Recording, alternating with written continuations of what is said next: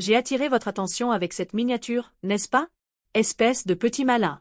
Bref, j'étais sur le point d'aller voir Black Widow et je parcourais Internet pour me plonger dans le battage médiatique autour du film, quand je suis tombée sur cet article où Scarlett Johansson réfléchit à l'évolution de son attitude envers le personnage. C'était ça. Alors que Iron Man 2 était vraiment amusant et avait beaucoup de grands moments, le personnage est tellement sexualisé, vous voyez? On parle d'elle comme si elle était un objet, une possession ou quelque chose comme ça. Comme un bout de viande, en fait. Et Tony la qualifie même de cette manière à un moment donné. J'en veux. Mon Dieu, cette fille radote encore plus que moi après une longue absence. Bref, ce qu'elle dit essentiellement, c'est qu'elle estime que le personnage a été traité comme un simple objet sexuel dans ses premières apparitions, et que ce n'est que récemment qu'il a commencé à être considéré comme un être humain à part entière, libéré des chaînes de l'attrait sexuel. Maintenant, je dois admettre que ma première réaction a été « Mon Dieu, Scarlett, tu mords la main qui te nourrit. Ta carrière a été essentiellement construite sur le fait que tu étais extrêmement belle, et tu ne semblais pas avoir de problème à exploiter cela pour ton propre bénéfice ou à empocher tous ces gros chèques que cela a générés. Mais maintenant que la quarantaine approche, je suppose que cela deviendra moins un atout exploitable au cours des prochaines années, donc il est temps de rejeter cela comme une relique dépassée d'une culture différente. Mais est-ce vraiment une évaluation juste du personnage, et est-ce une voie que tu veux vraiment emprunter? Je veux dire, je suis presque sûr que tout l'intérêt de Black Widow est qu'elle est un archétype classique de la femme fatale.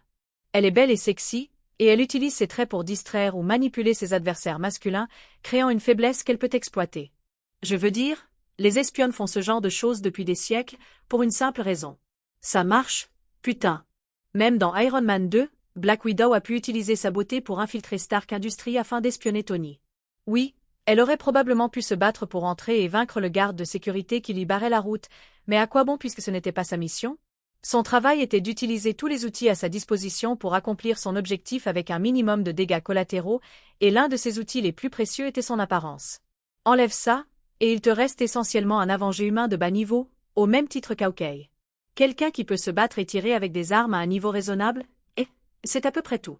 Mais cela soulève également une question plus large concernant la manière dont les personnages féminins sont présentés dans des films comme celui-ci. Voyez-vous, ces dernières années, il y a eu une véritable poussée pour éliminer toute trace de féminité et d'attrait sexuel chez les héroïnes de bande dessinée, ce qui explique pourquoi nous allons être confrontés à des choses comme ça. C'est charmant et tout si vous êtes une baleine terrestre aux cheveux bleus, mais est-ce vraiment ce que les gens veulent voir à l'écran? Il n'y a pas de manière diplomatique de dire ça, et même s'il y en avait une, je ne le ferais pas de toute façon parce que je suis un vrai connard, donc je vais juste le dire. Les femmes ne sont pas si intéressantes à regarder si vous les habillez comme un sac de patates. Demandez à Kelly Marie Tran. Les films en général, et les films de super-héros en particulier, sont essentiellement construits sur des personnes physiquement attirantes qui font des choses incroyables. Ils existent dans un monde d'hyper-réalité où tout est un peu plus extrême que dans le monde réel. Les mêmes lois physiques existent, mais elles ne sont pas appliquées aussi strictement. Les gens sont plus forts, plus rapides, ils peuvent frapper plus fort et sauter plus haut, ils peuvent encaisser des dégâts qui tueraient ou blesseraient gravement une personne normale dans le monde réel. Pourquoi? Parce que quand il s'agit de films comme ceux-ci, nous ne voulons pas de la réalité, nous voulons de la fantaisie. Nous voulons un monde où l'incroyable est possible, où les rêves et les cauchemars peuvent se réaliser, et où les gens peuvent transcender les limites de notre existence banale pour devenir plus qu'humains. Des surhommes, si vous voulez. Et nous voulons que l'apparence physique des personnages reflète ce changement. Ce n'est pas si difficile à comprendre. Les êtres humains sont instinctivement attirés par les personnes qui ont une apparence visuellement attrayante. Des hommes beaux et des femmes magnifiques représentant le meilleur de ce que les humains peuvent être. C'est littéralement la raison pour laquelle nous avons des scènes comme celle-ci.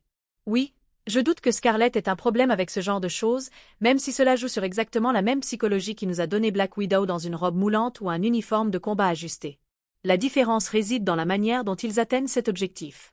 Pour les hommes, il s'agit de taille, de force, de conditions physiques et de la domination masculine que seule une masse physique imposante peut vous donner, car ce sont des choses que les femmes trouvent généralement attrayantes et que les hommes trouvent inspirantes. Ils sont conçus pour plaire aux deux sexes, bien que pour des raisons différentes.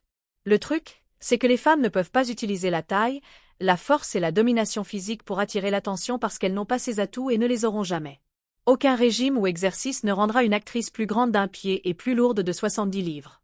Et même si c'était possible, personne ne voudrait la voir parce que ces choses ne sont tout simplement pas attrayantes chez une femme. Ce qui est attrayant, c'est la grâce, l'élégance, l'agilité et la sensualité. Si les hommes sont des bulldozers, alors les femmes sont des voitures de sport.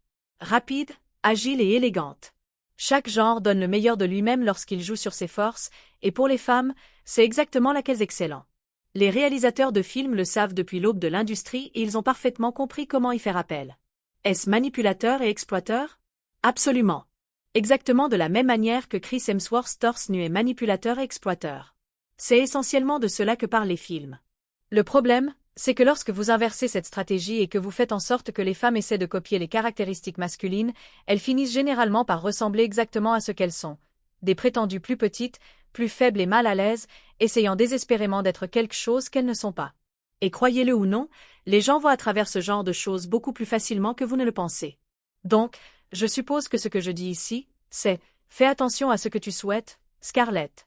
Dépouiller tes héroïnes de leur féminité et de leur attrait pourrait éliminer ce regard masculin gênant que tu trouves soudain si problématique, même si tu ne le trouvais pas du tout il y a 10 ans.